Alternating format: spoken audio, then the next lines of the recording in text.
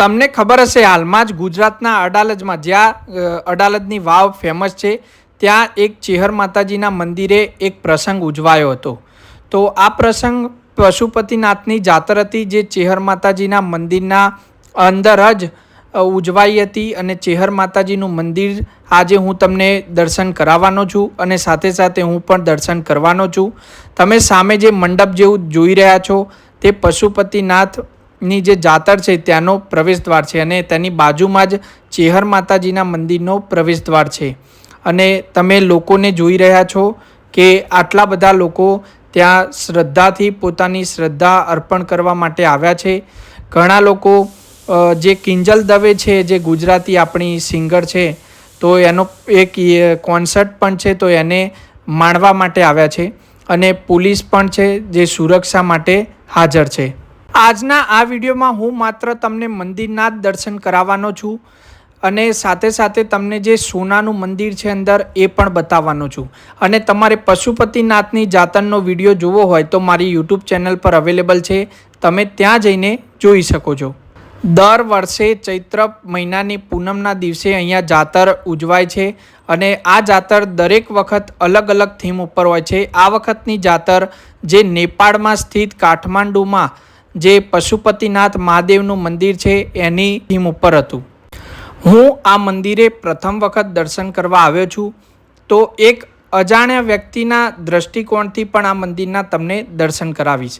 તો આ મંદિરમાં અલગ અલગ જગ્યાએ અલગ અલગ ચેહર માતાજીની મૂર્તિ છે પણ છે મંદિર તો ચેહર માતાજીનું જ, પણ અલગ અલગ જગ્યાએ બધા આવી રીતે પગે લાગતા હતા તો મેં પણ એવી રીતે દર્શન કર્યા છે. અલગ અલગ જગ્યાએ માતાજીનો ફોટો રાખેલો છે અને દરેક જગ્યાએ બધા લોકો શ્રદ્ધાથી માતાજીના દર્શન કરે છે. આ મંદિર ટવકાની ચેહર માતાજીના નામે પ્રસિદ્ધ છે. સાથે સાથે અહીંયા ટવકેશ્વર મહાદેવ એટલે કે શંકર ભગવાનનું પણ મંદિર છે. મારી પાછળ તમે મૂર્તિ જોઈ શકો છો. મને એક વાત અહીંયા રસપ્રદ જેવી લાગી કે આ ટનલ તમે જોઈ રહ્યા છો આવી અલગ અલગ થીમ અહીંયા દર્શન કરવા જવા માટે બનાવવામાં આવી છે તો અને આ કાયમી પણ છે. મંદિરની અંદર સુંદર મજાની આવી યજ્ઞશાળા પણ છે જ્યાં યજ્ઞ થતા હશે એવું મને લાગે છે. હવે તમે જે જોઈ રહ્યા છો તો ખૂબ વિશાળ આ મંદિર છે. અહીંયા ટવકેશ્વર મહાદેવજીનું મંદિર છે. મેં જે તમને બતાવી હતી મૂર્તિ તે ખોટી હતી પણ ત્યાં અસલી મૂર્તિ છે. હવે આપણે અહીંયા અંદર જઈશું, યજ્ઞશાળાને જોઈશું કે યજ્ઞશાળા કેવી છે. તો યજ્ઞશાળા પણ ખૂબ વિશાળ બનાવવામાં આવી છે.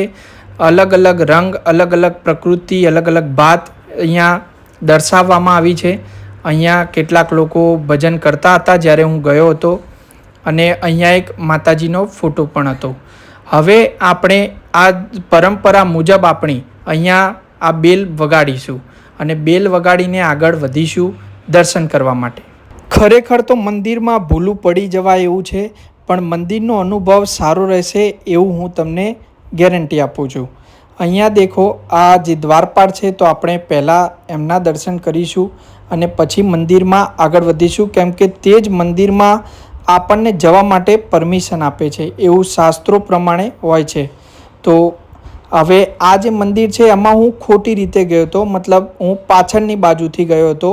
હકીકતમાં આમ ફરીને આવવાનું હતું પણ કોઈ વાંધો નહીં, હું ત્યાંથી પણ આવવાનો છું અને દર્શન કરાવીશ. દેખો અહીંયા ટીસી મતલબ કે ટવકાની ચેહર માતાજીનો મુખ્ય પ્રવેશદ્વાર છે જ્યાં સોનાનું મંદિર બિરાજમાન છે અને સોનાના મંદિરમાં ચેહર માતાજી બિરાજમાન છે. આ સમય તમે નક્કી કરી લેજો અને નોંધ રાખી લેજો સમયની. હવે આ અડાલજ ધામના શ્રી ટવકાની ચેહર માતાજીના મંદિરમાં આપણે પ્રવેશ કરવા જઈ રહ્યા છે.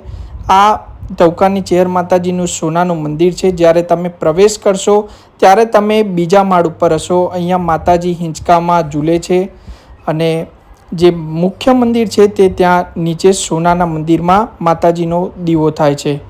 અહીંયા ઉપરથી પણ આપણે નીચે જવાના છીએ. આજે પ્રસંગ હતો એટલે મંદિરમાં ખૂબ જ ભીડ હતી, ખૂબ જ દર્શનાર્થીઓ આવેલા હતા ભાવ અર્પણ કરવા માટે. ગોલ્ડ અને બ્લેકનું કલર કોમ્બિનેશન મંદિરને ખૂબ જ આકર્ષિત બનાવે છે. હવે જે આ ફોટામાં તમે જોઈ રહ્યા છો તો ફોટા ઉપરથી આ જે અહીંના પરમ ભક્ત છે જેમનું નામ સતીશભાઈ છે જે માતાજીના પરમ ભક્ત છે એમનો ફોટો હતો. કદાચ તેઓ આર્મી મેન હશે એવું મને લાગ્યું. હવે આ મંદિરની ભવ્યતા જુઓ તમે. ઉપર ઝુમ્મર લગાવેલું છે. માતાજીના દર્શન કરો તમે પણ લોકો. કોઈપણની નજરને એક જ પલકારામાં ગમી જાય એવું આ મંદિર છે. અહીંયા ચાનો પ્રસાદ પણ ફ્રીમાં સેવાના ભાવથી આપવામાં આવતો હતો. અહીંયા ચંપલ આજે પ્રસંગ હતો એટલે બહુ બધા છે, ખોવાઈ જાય એવી પરિસ્થિતિ હતી, કેમ કે કોઈ ચોરી ના જાય પણ ગુમ થઈ જાય એમ. અને અહીંયા જે કિંજલ દવેનો પ્રસંગ છે જે હું તમને બહારથી બતાવી રહ્યો છું, આખું જોવા માટે તમે મારા બીજા વિડીયોને જોઈ શકો છો. અને બીજા વિડીયોમાં મેં બતાવેલું છે. અહીંયાનું પાર્કિંગ એકવાર નજર કરો. બહાર હાઈવેની બંને સાઈડ આટલું ટ્રાફિક હતું અને અંદર પણ દેખો મેદાનમાં પણ કેટલો બધો ટ્રાફિક છે. મતલબ કે એ બધા દર્શન કરવા માટે આવેલા છે. હું આવ્યો છું તેમ. અને પણ અહીંયાનું મેનેજમેન્ટની હું તારીફ કરીશ. હવે તમને આ પશુપતિનાથ મંદિરની જાતરના પણ જે થીમ બનાવી હતી એનો એક ઝલક બતાવી દઉં છું. તમારે આખો વિડીયો જોવો હોય તો મેં કીધું એમ મારી યુટ્યુબ ચેનલ પર જઈને જોવાનું રહેશે.